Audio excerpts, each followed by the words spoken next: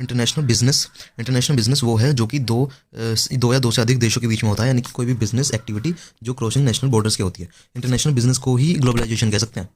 International business करने में क्या क्या चैलेंजेस आते हैं? 5 चैलेंज है। Foreign regulation and standard, culture differences, execution of natural resources, increase cost, complex organisation structure. Of course international business और डोमेस्टिक बिजनेस में डिफरेंस है इसमें, ठीक है। इंटरनेशनल बिजनेस का स्कोप वाइड है, इसमें बहुत सारी चीज़ आती है। डोमेस्टिक वाला एक सीमा तक वो होता है, जैसे भारत का भारत में होगा तो इसलिए एक सीमाओं तक बन जाता है। और पॉलिटिकल रिलेशनशिप बढ़ाता है इंटरनेशनल बिजनेस, ये नहीं बढ़ाता है।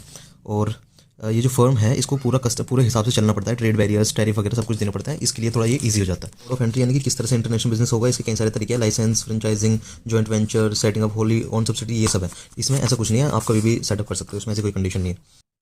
ये लॉन्ग डिस्टेंस है तो ट्रांजैक्शन होने में समय लगता है थोड़ा। यहाँ पे ऐसा कुछ नहीं, शॉर्ट डिस्टेंस है, जल्दी जल्दी ट्रांजैक्शन होती है बिजनेस में। यहाँ पे ये टेक्नोलॉजी शेयर होती है आपस में दो देशों के बीच, मतलब देशों के बीच जब एमएनसी काम करती है। यहाँ पे ऐसा कुछ नहीं है। यहाँ पे एमएनसी जो भारत की कंपनी होती है वो लोकेशन जो हमारे भारत की उसकी भारत का फायदा उठा सकते हैं जनता का, ठीक है। यहाँ पे ऐसा कुछ नहीं है। ये दोनों डिफरेंस है इंटरनेशनल बिजनेस और डोमेस्टिक बिजनेस में। Importance of international business environment देख ले एक बार, बस ये 4 ही है। ग्लोबलाइजेशन, देखो यार, इंटरनेशनल बिजनेस को बढ़ावा देना ही ग्लोबलाइजेशन है, ठीक है। ओके, फिर यहाँ पे बात करते हैं हम फीचर्स ग्लोबलाइजेशन के कि वो क्या करता है, ठीक है। इंप्रूव टेक्नोलॉजी इंप्रूव करता है। नॉन गवर्नमेंट एनजीओज वगैरह बहुत सारी हैं, अगर जो कुछ भी दिक्कत आती है तो एनजीओ हेल्प करती है उसमें। नॉलेज बढ़ाती है, स्प्रेड करती है knowledge. Movement of people and capital, लोग इधर उधर जाते हैं एक दूसरे देश में, ठीक है, उससे अच्छा होता है। ग्रोइंग कॉम्प्लेक्सिटी, दुनिया भर के आना जाना कनेक्शंस बढ़ते हैं, ठीक है। फिर आते हैं ये ऑब्जेक्टिव क्या है ग्लोबलाइजेशन का, क्या ऑब्जेक्ट, क्या क्यों बनाया, ठीक है। तो उसमें यह है वो कैपिटल का फ्री फ्लो हो जाता है उसमें, यानी कि कोई भी कहीं पे भी व्यापार कर सकता है, ठीक है। इंडस्ट्रीज़ बढ़ेंगी, ठीक है।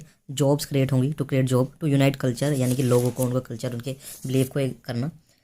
वाइड चॉइस, ठीक है, लिमिटेड चॉइस नहीं, वाइड चॉइस और इकोनॉमी बूस्ट करने के लिए, इसलिए ये ग्लोबलाइजेशन करती है कोई भी country. Various modes of international business कैसे करें, कई तरह से various modes, various forms, mode to entry into international business, एक ही सवाल है और उसका जवाब यह है कि नहीं, उसके ये कुछ तरीके हैं, 8 तरीके यहाँ पे दिए हुए हैं। पहला तरीका डायरेक्ट और इनडायरेक्ट एक्सपोर्टिंग, यानी कि सीधा एक देश से दूसरे देश में सीधा पहुँचा दो, या फिर इनडायरेक्ट एक्सपोर्टिंग कर दो, किसी बीच वाले को दे दो, ठीक है, फिर वो पहुँचा देगा। दूसरा, लाइसेंस ले लेना, किसी कंपनी का किसी भी कुछ भी काम करने का लाइसेंस ले लेना, ठीक है। तीसरा, फ्रेंचाइजिंग ऑप्शन है। चौथा, कॉन्ट्रैक्ट मैन्युफैक्चरिंग होता है, दो कंपनीज के बीच में कॉन्ट्रैक्ट होता है कि ये सामान तू बना और ये सामान मैं बनाता हूँ और फिर मिला के बेच देते हैं। जैसे कि गाड़ी वगैरह की सीट वगैरह कोई और बनाता है, ठीक है, मारुति की सीट कोई और बनाता है, लेकिन फिर वो ला के मारुति का टैग ला के बेच देते हैं, कॉन्ट्रैक्ट मैन्युफैक्चरिंग। फिर है टर्न की प्रोजेक्ट, ये होता है कि कोई भी प्रोजेक्ट एक बंदे को दे देना कि भाई इसको शुरू से लेकर आखिर तक तुझे खत्म करना है, ठीक है। सारी जितने भी owner can use the facility straight away, सब कुछ वो कर सकता है काम। चौथा है जॉइंट वेंचर, दो कंपनीज मिलकर, खासकर मतलब फॉरेन कंपनी और एक डोमेस्टिक कंपनी मिलकर 50-50 शेयर करके एक कंपनी बनाती है, वो है joint venture.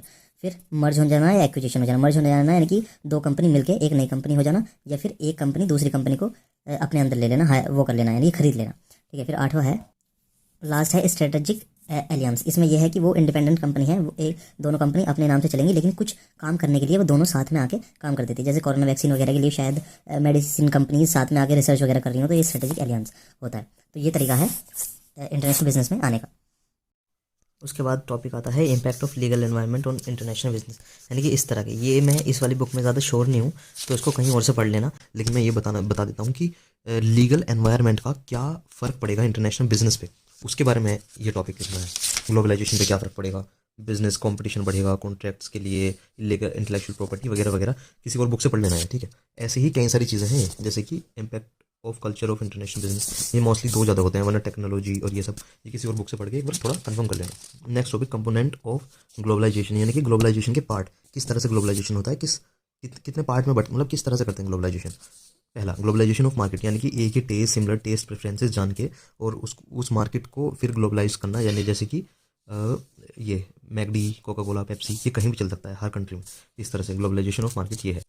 Globalisation of production, यानी कि जहाँ पे चीप लेबर हो वहाँ पे अपना प्लांट लगा लो या वहाँ से मंगा लो, ये भी ग्लोबलाइजेशन हो गया। हेर फेर इंटरनेशनल बिजनेस में ट्रांजेक्शन हो रही है ना, दोनों में, इसमें भी, तो ग्लोबलाइजेशन ऑफ प्रोडक्शन का ये मतलब है।